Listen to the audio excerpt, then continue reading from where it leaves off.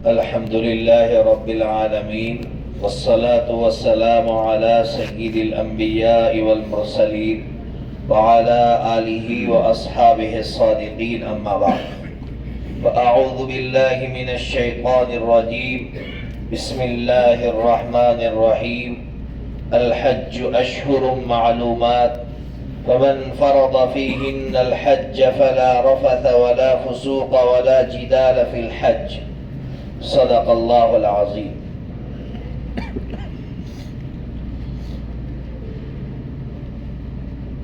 ہم لوگ یہاں حج کرنے کے لیے آئے ہیں۔ ہم نے یہاں کی اکثر مسجدوں کے اندر ایک نئی چیز دیکھی ہوگی۔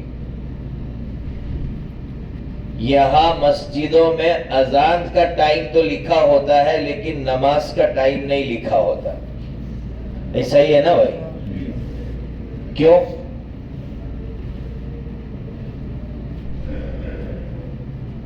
اس لیے کہ یہ پیغام دیا جا رہا ہے کہ مومن کی شان یہ ہوتی ہے کہ مومن کا قدم اذان پر اٹھتا ہے، گھڑی پر نہیں اٹھتا۔ آج ہماری حالت کیا ہو گئی ہے؟ ابھی اذان ہو رہی ہے، 15 منٹ باقی ہے۔ جب نماز کا ٹائم لکھا ہوا ہوگا تو اذان ہوگی، اس پر اس کا قدم نہیں اٹھے گا، بولے گا بھائی ابھی 15 منٹ باقی ہے، ابھی 20 منٹ باقی ہے۔ تو اذان کی توہین ہم خود کرتے ہیں، پھر ہمارے ملکوں کے اندر اذان پر پابندی لگتی ہے تو ہم لوگ چلاتے ہیں۔ اذان کی توہین تو ہم خود کر رہے ہیں اور اس طرح سے کر رہے ہیں۔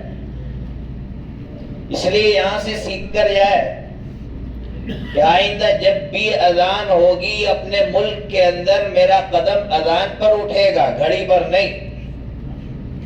کریں گے نا بھائی؟ یہ یہاں سیکھنے کے لیے آئے۔ یہ عرب کا مزاج ہے۔ حضور پاک صلی اللہ تعالی علیہ وسلم کے زمانے سے لے کر آج تک یہ مزاج ہے ان کے اندر کہ ان کے یہاں لوگ اذان پر قدم بڑھاتے ہیں اور ہمارے یہاں لوگ گھڑی پر قدم بڑھاتے ہیں۔ ہمارے یہاں اذان بے معنی ہو کر رہ گئی، اذان کا کوئی مطلب نہیں رہا۔ لوگوں کے قدم اذان پر نہیں اٹھ رہے ہیں، گھڑی پر اٹھ رہے ہیں۔ اس سے بڑی اور کوئی توہین نہیں ہو سکتی اذان کی۔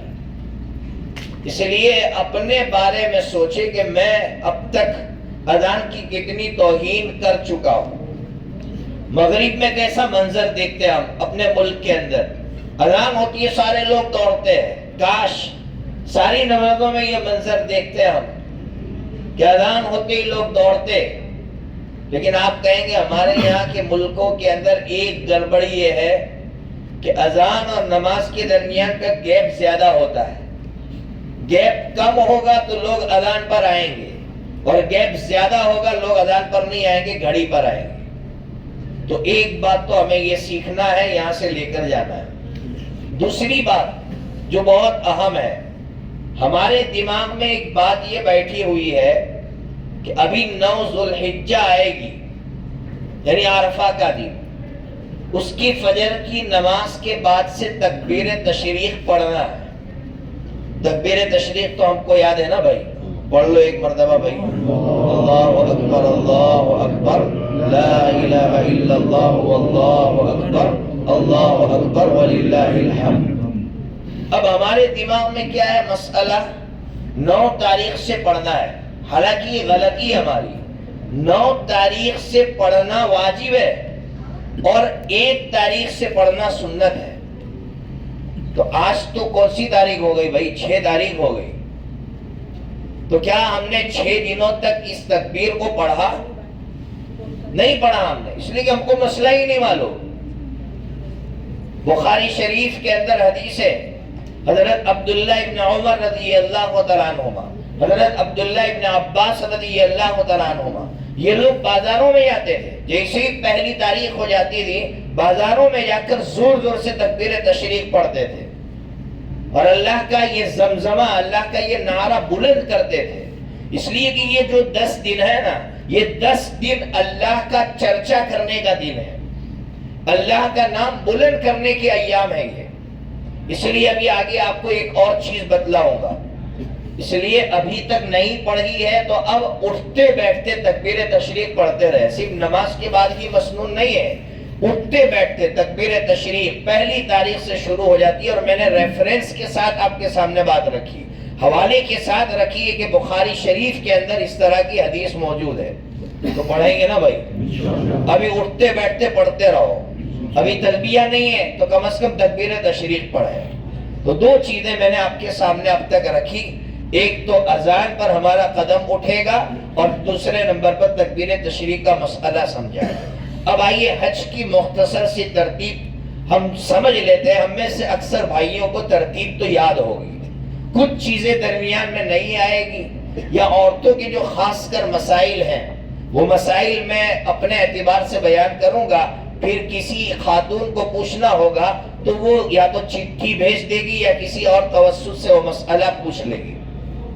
دیکھیے حج کا جو احرام ہے, پہلے تو یہ سمجھیے کہ احرام چادر پہننے کا نام نہیں ہے, احرام نیت کرنے کا نام ہے. سمجھ میں آ گیا نا بھائی؟ احرام کس کا نام ہے؟ نیت کرنا ہے. اب ہمیں نیت کہاں سے کرنا ہے؟ تو ہمیں نیت کرنا ہے حرم سے. حرم ہم لوگ یہاں ہے تو کہاں ہے؟ حرم میں کہ حل میں؟ حل کس کو بولتے ہیں؟ میقات سے باہر والا جو حصہ اس کو حل بولتے ہیں, اور میقات کے اندر والا حصہ ہے اس کو حرم بولتے ہیں. حرم. تو ہم لوگ حرم میں ہیں, تو حج کا احرام حرم سے باندھا جائے گا. سمجھ میں آ گیا بھائی؟ تو کہاں سے باندھیں گے بولو آپ؟ حرم یعنی اپنی ہوٹل سے. کوئی ہوٹل سے نہ باندھنا چاہے جا کے مسجد الحرام سے باندھ کر آنا چاہے تو بھی کوئی مسئلہ نہیں.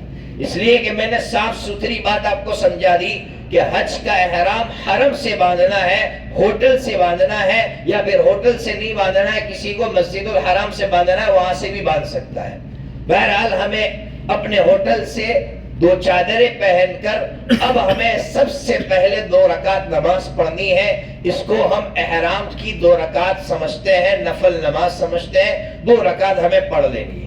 2 رکعت پڑھنے کے بعد اب ہمیں نیت کرنی ہے. بولو اب کیا نیت کریں گے؟ زور سے بولو بھائی, بولو اے اللہ میں حج کا ارادہ کرتا ہوں. عورت ہوگی تو کہے گی میں حج کا ارادہ کرتی ہوں, اور اے اللہ تو اس کو آسان فرما, اور اے اللہ تو اس کو قبول فرما.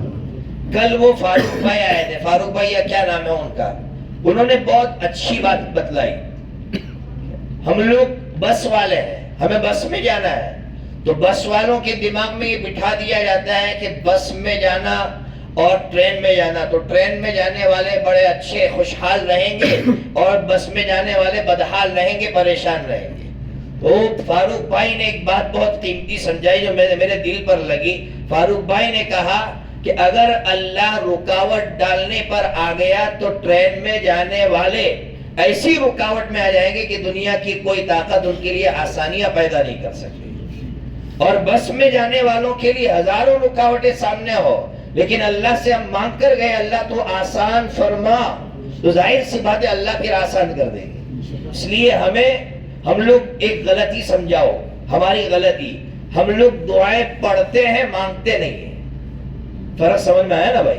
کیا کرتے ہیں؟ دعائیں پڑھتے ہیں, اندر دیکھیں گے, کاغذ کھولیں گے اور پھر اس میں سے پڑھیں گے. یہ پڑھنا ہوا, دعائیں پڑھنے کی نہیں ہوتی ہے, دعائیں مانگنے کی ہوتی ہے.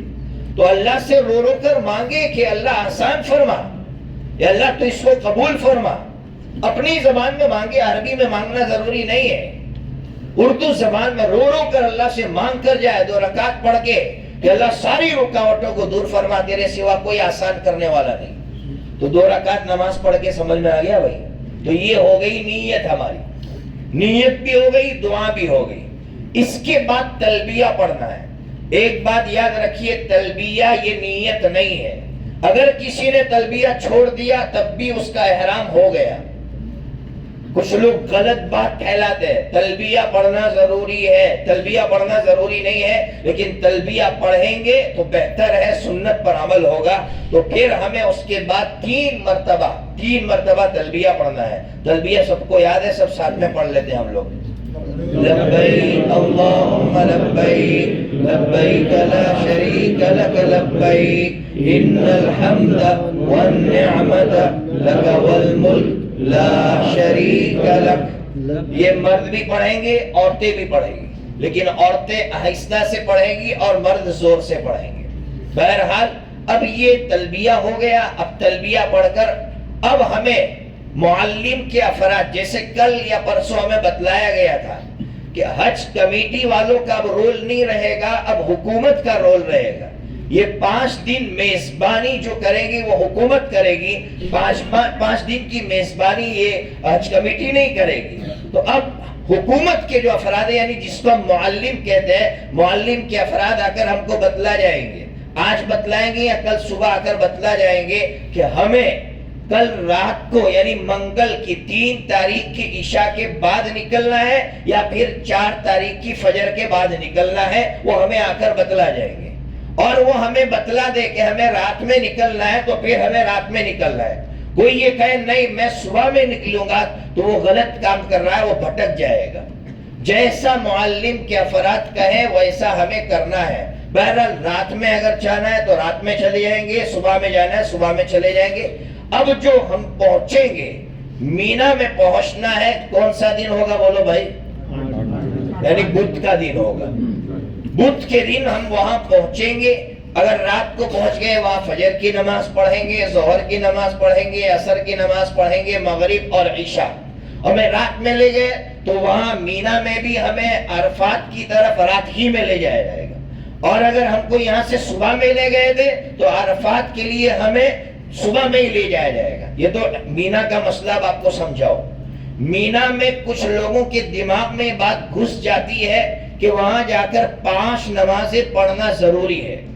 اس لیے ہم نے دیکھا ہے، ہم نے پچھلے حج میں دیکھا کہ 4 نمازیں پڑھائی اور لے کر نکلے معلم کے حضرات، تو کچھ نوجوانوں نے ان سے جھگڑا کیا، کہا کہ حضور نے 5 نمازیں پڑھی ہے، ہم 5 نمازیں پڑھ کے نکلیں گے۔ اس نے ہاتھ جوڑ کر سمجھایا، ان کی بات سمجھ میں نہیں آئی تو وہ گاڑی عرفات چلی گئی، ہم عرفات چلے گئے، رات کو لے جایا گیا، ہم صبح میں سو گئے۔ وہ بھائی فجر کے بعد نکلے اپنی فیملی کے ساتھ، زوال تک پہنچے اس حالت میں کہ لڑکھڑا رہے تھے اور وہاں جا کر گرے ہیں اور ایسا سوئے ہیں کہ سیدھا اثر میں اٹھے۔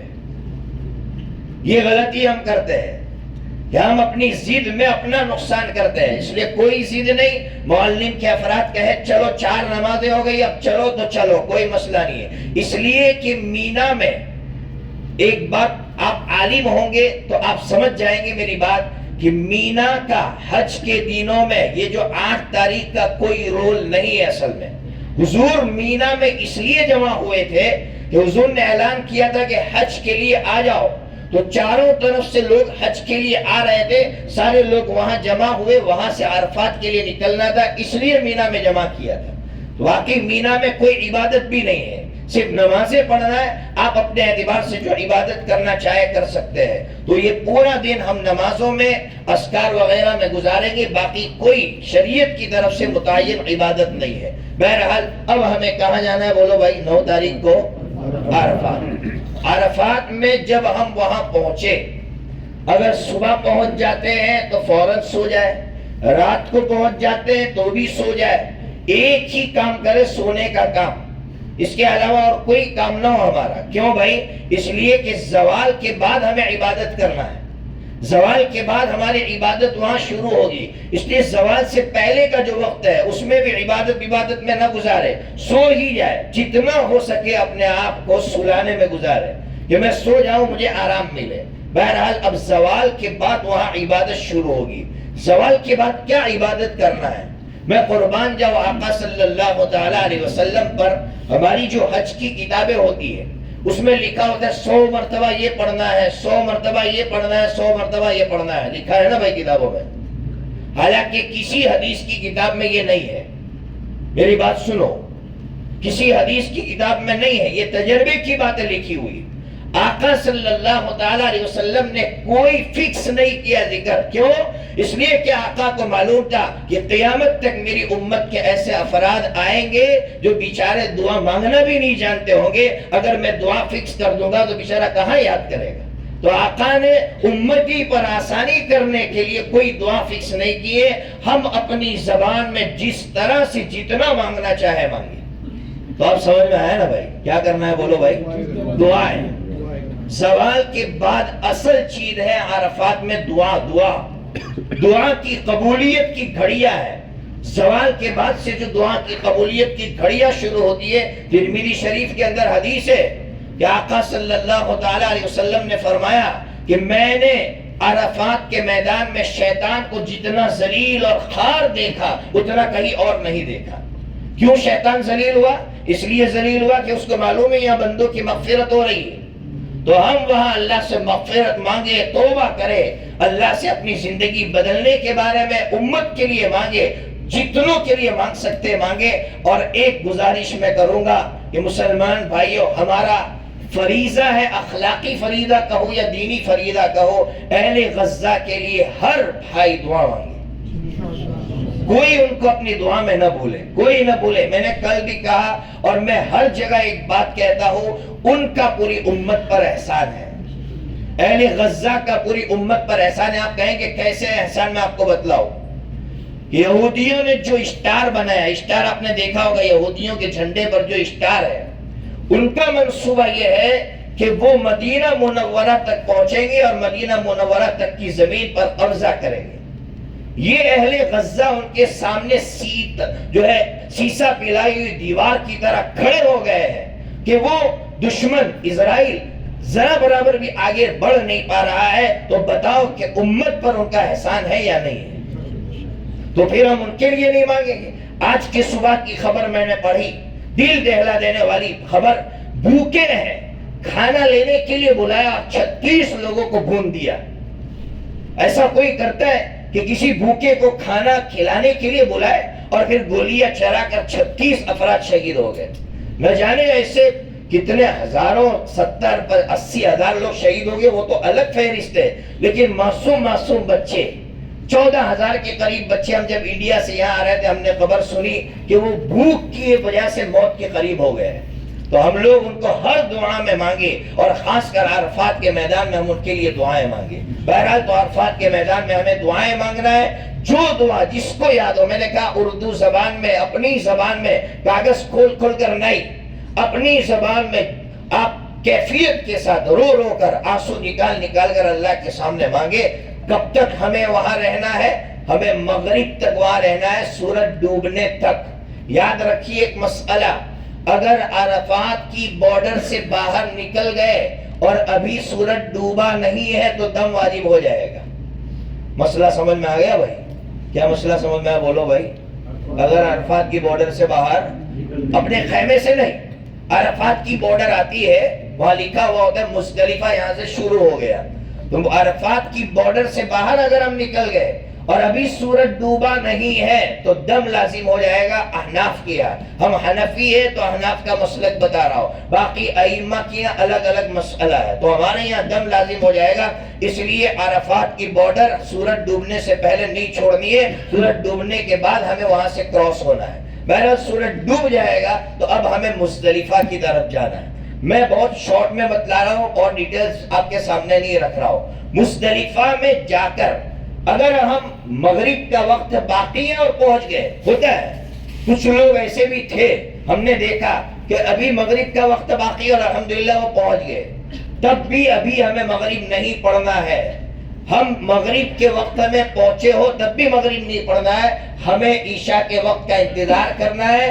عشاء کا وقت داخل ہو جائے, اب ہمیں 2 نمازیں ساتھ میں پڑھنا ہے, مغرب اور عشاء. مغرب اور عشاء کیسے پڑھیں گے؟ اس میں 2 طرح کی رائے ہے. ایک رائے یہ ہے, ایک اقامت سے مغرب اور عشاء دونوں ساتھ میں پڑھیں گے, اور ایک رائے یہ ہے کہ 2 اقامت سے, جس کو ہم تکبیر بولتے ہیں, مغرب کے لیے الگ اقامت, عشاء کے لیے الگ اقامت. یہ میں نے اس لیے کہا تاکہ جھگڑا نہ ہو. وہاں اس کا بھی جھگڑا ہوتا ہے کہ ہر کوئی مفتی بن جاتا ہے کہ اگر کوئی 2 اقامت کہے گا, بھائی ہم کو تو ایک اقامت بتائی گئی ہے, اور وہ اس میں پھر جھگڑے شروع ہو جاتے ہیں. کوئی 2 اقامت سے 2 نمازیں پڑھ رہا ہے وہ بھی صحیح ہے, کوئی 1 اقامت سے 2 نمازیں پڑھ رہا ہے وہ بھی صحیح ہے. بہرحال 2 نمازیں ہمیں ساتھ میں پڑھنا ہے. 2 نمازیں پڑھنے کے بعد دوسرا کام ہمیں کرنا ہے کنکریاں چننے کا. کنکریاں چننا کتنی ہے؟ اصل 49 کنکریاں ہمیں چننا ہے. اتنی کنکریاں ہمیں کام آئے گی. لیکن چونکہ کنکریاں گم ہو سکتی ہے اس لیے 4 5 یا 10 ہم زیادہ لے لے، 55 لے لے یا 60 کنکریاں لے لے، ایک بوتل کے اندر لے لے یا کنکریوں کی تھیلیاں ہو اس میں لے لے. یہ دوسرے نمبر کا کام کرنا ہے. تیسرے نمبر کا کام کرنا ہے ہم سوکھا جو ناشتہ ہے، چاہے میوہ ہو، یہ بادام پستہ وغیرہ ہے، اگر یہ لے جائیں گے تو اور فائدہ ہوگا، یا چنے ہیں، اس طرح کی چیز، یہ چیوڑا چوڑا یہ سب لے کر نہ جائے، اس سے نقصان ہوگا. اس لیے کہ وہاں آپ کا پیٹ خراب ہوگا. پیٹ خراب ہونے کے نتیجے میں وہاں ٹوائلٹ بہت کم ہوتی ہے یا دور ہوتی ہے، وہاں جانا آنا بہت پریشانی کا باعث بنتا ہے. اس لیے خشک میوے جو ہوتے ہیں اس کا استعمال کریں. میں نے آپ کو بتایا آپ بادام پستہ اخروٹ یا پھر چنے وغیرہ لے کر جائے، وہ کھائے، پانی پی کر فوراً سو جائے. لیکن سنیے، 1 گھنٹہ آرام کرنے کے بعد یا 1.5 گھنٹہ آرام کرنے کے بعد فوراً بیدار ہو جائے، اس لیے کہ مزدلفہ کی رات میں دعائیں قبول ہوتی ہیں. اب حدیث سنو. ابن ماجہ کے اندر حدیث ہے کہ نبی پاک صلی اللہ تعالیٰ علیہ وسلم نے عرفات کے میدان میں دعائیں مانگی، کچھ دعائیں مانگنا رہ گئی تھی. اب آپ سوچیے آقا نے کتنی دعائیں مانگی ہوگی. دھوپ میں اونٹنی پر بیٹھے ہیں آپ، زوال سے لے کر غروب تک آپ اونٹنی پر تشریف فرمائے. ہم کرسی پر زوال سے لے کر غروب تک نہیں بیٹھ سکتے. آقا صلی اللہ تعالیٰ علیہ وسلم اونٹنی پر تشریف فرمائے. آپ سوچئے اللہ سے کیسی محبت ہوگی کہ وہ محبت نبی پاک صلی اللہ تعالیٰ علیہ وسلم کو دعاؤں میں کیسی لگا رہی ہے کہ آقا کو اس کا بھی احساس نہیں ہے کہ میں اونٹنی پر بیٹھا اور کتنی تکلیف ہو رہی ہے. اتنی دعائیں مانگی پھر بھی رہ گئی تھی تو آقا نے وہ دعائیں مزدلفہ کی رات میں مانگی، اللہ نے قبول کر لی. تو یہ مزدلفہ کی رات قبولیت کی رات ہے، اس لیے اس کو سونے میں نہ گزارے. عام طور پر جو لوگ چل کے آتے ہیں نا، اس لیے کہہ رہا ہوں چل کر مت آنا، بس میں ہی آنا. کوئی آپ سے کچھ بھی کہے کہ بہت ٹریفک ہے یہاں سے چل کے نکل جاؤ، نہیں بھائی ہم بس میں ہی رہیں گے، ہم نہیں اتریں گے. اگر پیر جام ہو جاتے ہیں تھوڑے چلو، آپ کی بس بھی چلتی رہے گی، آپ بس میں واپس چڑھ جاؤ، لیکن آپ چل کر مت جانا. چل کر جائیں گے، میں نے کہا کہ مزدلفہ کی رات پوری آپ سونے میں گزار دیں گے اور جو قبولیت کی گھڑیاں تھی وہ گزر جائے گی. بہرحال رات کو اٹھ کر ہمیں اللہ کے سامنے مانگنا ہے. اب اصل عمل شروع ہوگا. کیا ہے؟ جیسے صبح صادق ہو جائے، صبح صادق کے بعد ہمیں اسی جگہ، جس جگہ ہم ٹھہرے اسی جگہ ٹھہرنا ہے. یہ ٹھہرنا واجب ہے. اگر یہ چھوڑ دیا، بھائی آگے آ جاؤ.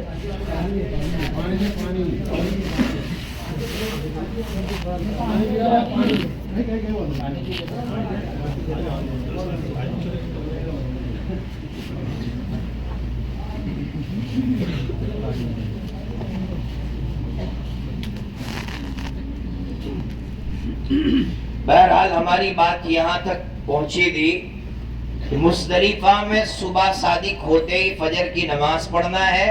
فجر کی نماز پڑھنے کے بعد ٹھہرنا ہے اور یہ ٹھہرنا واجب ہے. اگر کوئی نہیں ٹھہرا اس پر دم لازم ہو جائے گا، اس لیے ٹھہرنا ہے. اب کب تک ٹھہرنا ہے وہ سنو. سورج نکلنے سے پہلے جہاں ہم بیٹھے وہاں سے نکل جانا ہے، وہاں سے ہٹ جانا ہے. سورج نکلنے سے پہلے، سورج نکلنے کے بعد نہیں. کچھ کتابوں کے اندر لکھا ہوا ہے سورج طلوع ہونے کے بعد نکلے، وہ غلط لکھا ہوا ہے. آپ کہیں گے دلیل، میں دلیل کے ساتھ بات کروں گا.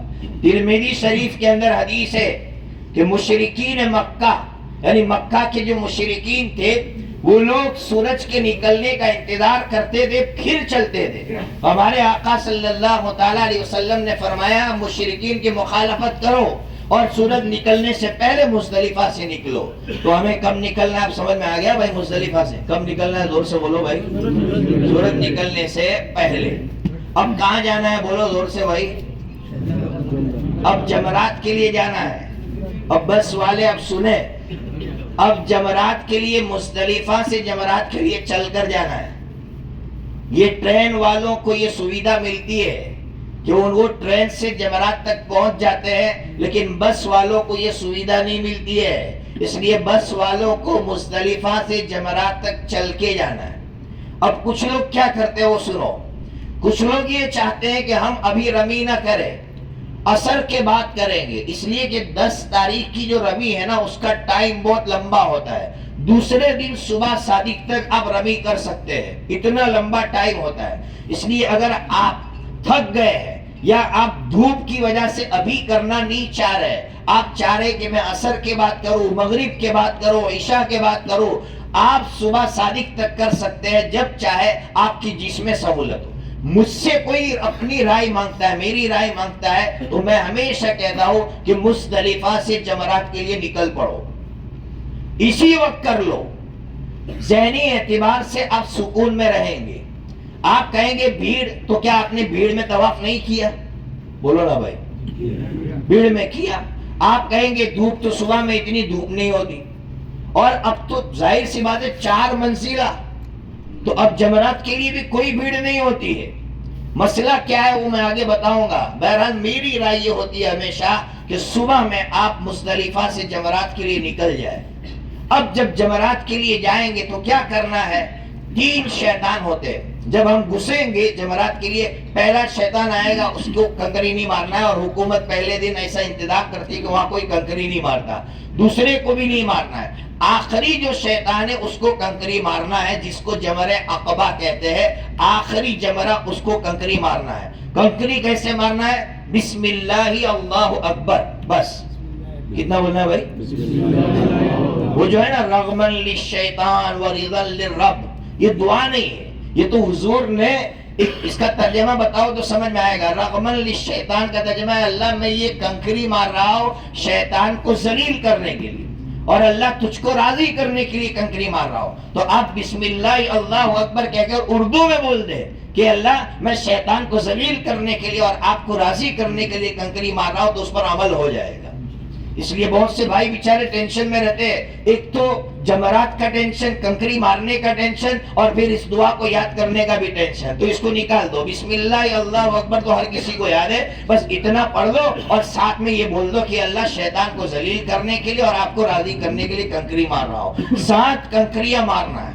اب یہ جمرات کا مسئلہ سنو، یوں جمرہ ہوتا ہے، یوں لوگ یہاں سے جمرات کو کنکری مارتے اس طرف سے، تو کچھ لوگ بیچارے کیا سمجھتے ہیں کہ یہی سے مارنا ضروری ہے، اس طرف سے کوئی کنکری مارے گا تو اس کی کنکری مارنا معتبر نہیں ہوگا، یہ غلط ہے۔ یہاں اتنی بھیڑ ہوتی ہے، لوگ اسی جگہ گھستے ہیں۔ بھائی ایک بندہ یہاں سے مارنا افضل ہے، بہتر ہے، لیکن ایک بندہ معذور ہے، بوڑھا ہے، آپ اس کو یہاں سے لے گئے اور کنکری مروا دی تو آپ کی کنکری مارنا معتبر ہوگا۔ اس کو سمجھیے، خامخواہ بھیڑ میں گھسنے کی ضرورت نہیں ہے اور پریشان ہونے کی ضرورت نہیں ہے۔ بہرحال کنکری مار دی، اب آپ کو دعا کچھ نہیں کرنا ہے، سیدھا وہاں سے جو سیڑھیاں ہوگی یا ایکسیلیٹر ہوگا اس کے ذریعے سے آپ کو نیچے اتر جانا ہے۔ نیچے اترنے کے بعد اب کوئی واپس اپنے خیمے میں آنا چاہے خیمے میں آ سکتا ہے۔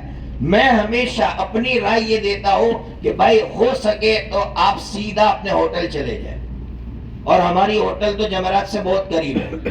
کتنے کلومیٹر ہے بھائی؟ بس دیکھو 3 کلومیٹر، آپ چل کے بھی آ سکتے، کسی سے پوچھیے آپ۔ تو جمرات سے آپ نے رمی کر لی ہے، آپ ہوٹل پہ آئیں گے، آپ فون کر دیجئے قربانی والے کو کہ بھائی ہماری رمی ہو گئی ہے، بھائی وہ فوراً آپ کو فون کرے گا 10-15 1 گھنٹے کے بعد کہ بھائی آپ کی قربانی ہو گئی۔ آپ روم پر حلق کر سکتے ہیں، ایک ساتھی دوسرے ساتھی کا حلق کر سکتا ہے، مسئلہ سمجھو، ایک ساتھی دوسرے ساتھی کا حلق کر سکتا ہے۔ عام طور پر لوگ بیچارے اس میں اب کنفیوز رہتے کہ ایک دوسرے کا حلق کر سکتا ہے یا نہیں، ایک دوسرے کا حلق کر سکتے۔ اگر مشین ہے تو 0 نمبر کا مشین بھی حلق میں شامل ہے، حلق میں داخل ہے، اس سے بھی حلق ہو جائے گا۔ تو آپ نے حلق کر لیا، نہا دھوئے، فریش ہو گئے، آرام کر لو، یہاں کھا پی کے آرام کر لیا۔ اب میں ہمیشہ کہتا ہوں کہ طواف زیارت ہمارے پاس باقی ہے۔ طواف زیارت کب کر سکتے ہیں؟ اس کا بھی ٹائم بہت لمبا ہے۔ طواف زیارت 12 تاریخ کی شام تک کر سکتے ہیں، اتنا لمبا ٹائم ہے، لیکن ظاہر سی بات ہے دماغ پہ بوجھ رہتا ہے کیا طواف کے لیے واپس آنا ہے، پھر خیمے جانا ہے، پھر خیمے سے واپس، اس لیے آپ یہاں روم سے سیدھا طواف زیارت کے لیے رات کو چلے جائیں، مغرب بعد یا عشاء بعد۔ اور طواف زیارت کے لیے بہترین جگہ ٹیرس ہے، ٹیرس پہ چلے جائے، وہاں بھیڑ کم ہوتی ہے، نیچے بھیڑ زیادہ ہوتی ہے، ٹیرس پہ کشادہ جگہ ہوتی ہے تو وہاں آسانی سے طواف ہو جاتا ہے۔ پھر اس کے بعد وہاں لکھا ہوتا ہے المسعی، صحیح کی طرف جانے کا راستہ وہاں جا کر صحیح کر لے، صحیح کرنے کے بعد مروہ کے راستے سے باہر نکلے، اور وہاں ابھی آفتاب بھائی اور یہ فیضان بھائی وغیرہ آپ کو بتلائیں گے کہ اس سال حکومت نے بسوں کا انتظام کیا ہے، 113 بسیں حکومت نے رکھی ہے، یہ وہاں جمرات سے آپ یہ حرم سے جمرات کی طرف آنے کے لیے۔ اب کہاں سے رکھی وہ آپ ان سے پوچھ لیجئے گا کہ کہاں سے ہمیں بسیں ملے گی، ہمیں یہاں جمرات تک چھوڑے گی، تو آپ طواف زیارت پر سعی کر کے سیدھے آپ جمرات پر آ جائے، جمرات پر آ کر اپنے اپنے خیموں میں چلے جائے، تو یہ ہمارا سب کام ہو گیا، طواف زیارت سب ہو گیا۔ اب کیا کرنا ہے، خیمے میں چلے گئے، آرام کیا، دوسرا دن آیا، کون سی تاریخ آئی بولو بھائی؟ اب 11 تاریخ۔ 11 تاریخ میں ہمیں صرف ایک ہی کام کرنا ہے، یعنی کنکری مارنا ہے۔ کب مارنا ہے؟ زوال کے بعد مارنا ہے۔ کب مارنا ہے سمجھ میں آ گیا؟ لیکن مجھے بتایا، شاید فیضان بھائی نے بتایا تھا کہ اس سال 10 بجے سے لے کر 4 بجے تک حکومت رمی مارنے کا وقت بند رکھے گی، اس لیے کہ دھوپ سخت ہوگی۔ اور آپ نے اگر آپ حرم میں جمعہ پڑھنے گئے ہو تو آپ نے دیکھا ہوگا دھوپ میں جمعہ بھی نہیں پڑھنے دے رہے تھے، شرطا جو ہے وہاں سے ہٹا رہے تھے، نہیں دھوپ میں مت پڑھیے۔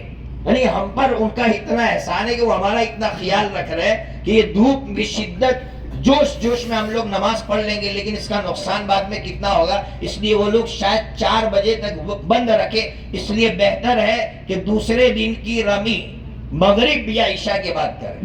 کب کریں گے بھائی؟ ہاں سکون کے ساتھ کریں گے، اثر بعد بھی نہیں، اثر بعد بھی جاؤں گے بھیڑ ملے گی، اس لیے مغرب یا عشاء کے بعد دوسرے دن کی رمی کرنا ہے۔ دوسرے دن کی رمی کیسے کریں گے؟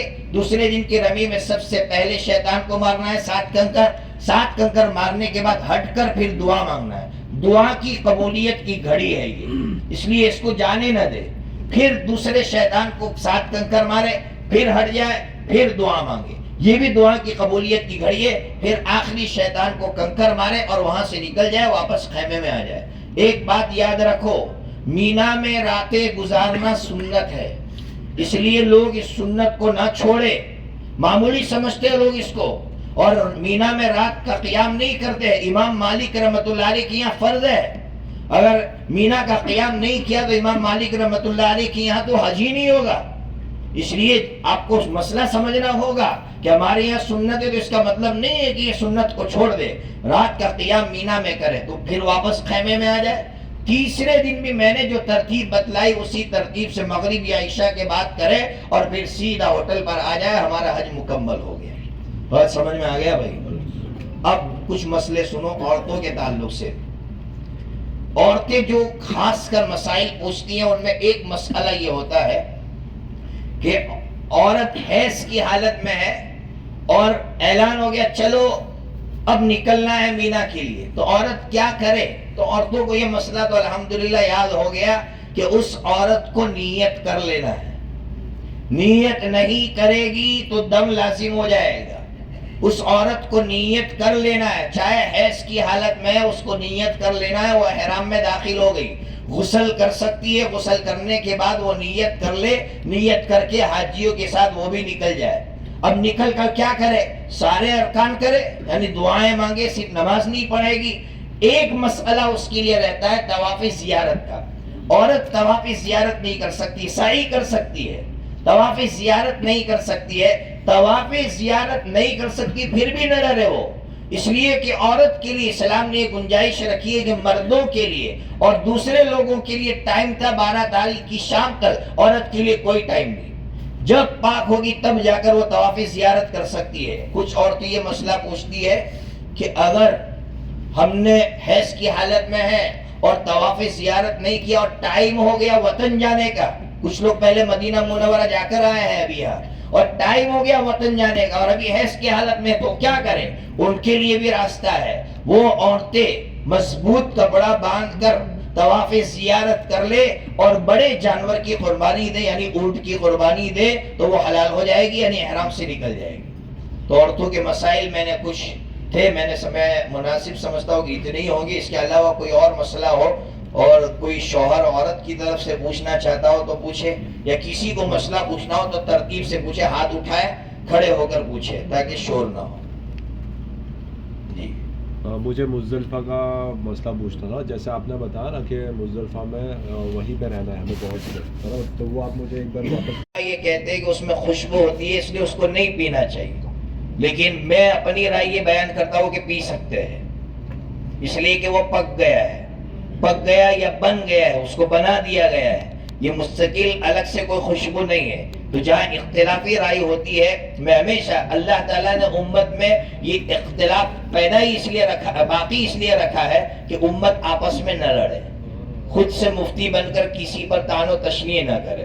اگر وہ پی رہا ہے, اس نے کسی مفتی سے مسئلہ پوچھا ہے تو اس کو پینے دے, اور اگر وہ آپ سے آ کر پوچھ رہا ہے اور آپ نے جس مفتی سے پوچھا ہے اس نے منع کیا ہے, تو آپ بتا سکتے کہ بھائی میں نے فلاں مفتی صاحب سے پوچھا ہے, انہوں نے منع کیا ہے, آپ پوچھ رہے اس لیے بتا رہا ہوں.